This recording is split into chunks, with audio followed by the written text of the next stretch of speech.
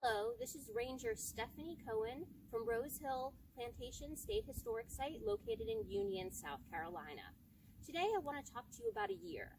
Not an animal, a plant, a tree, a rock, an artifact, or a building, but a year in history. The year 1868.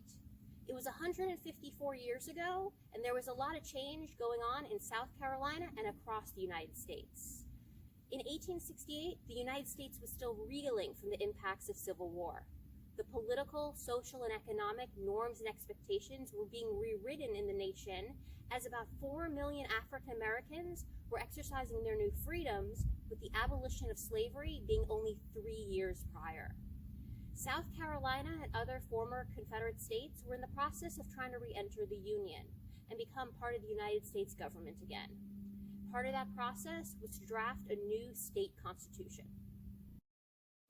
For the first time in the state's history, Black people had a say in the democratic process, as Black men were able to vote for Constitution Convention delegates. 124 delegates, made up of 76 African American men and 48 white men, met and drafted a very progressive constitution. South Carolina's 1868 Constitution established free public schools in the state for the first time, gave married women the right to own property free from the debts of their husbands, guaranteed voting rights to male citizens regardless of race, eliminated property ownership as a requirement to hold office, made divorce legal and possible, established population as a basis for legislative representation rather than wealth, and included a Declaration of Rights.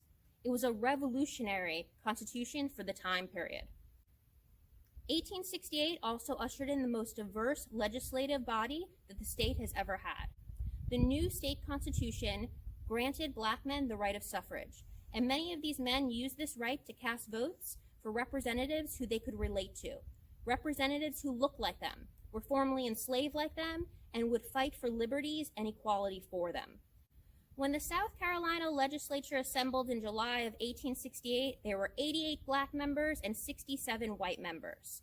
This image, called the Radical Members, was propaganda created to scare white people about African Americans gaining political power and rights and freedoms. While it was created as propaganda and only shows 63 of the state representatives, it is a great image today to show African Americans' self-determination and shows the importance of voting. Many of the tenant farmers here at Rose Hill Plantation in Union County in 1868 likely cast their vote for Junius Mobley, who would have been their state representative.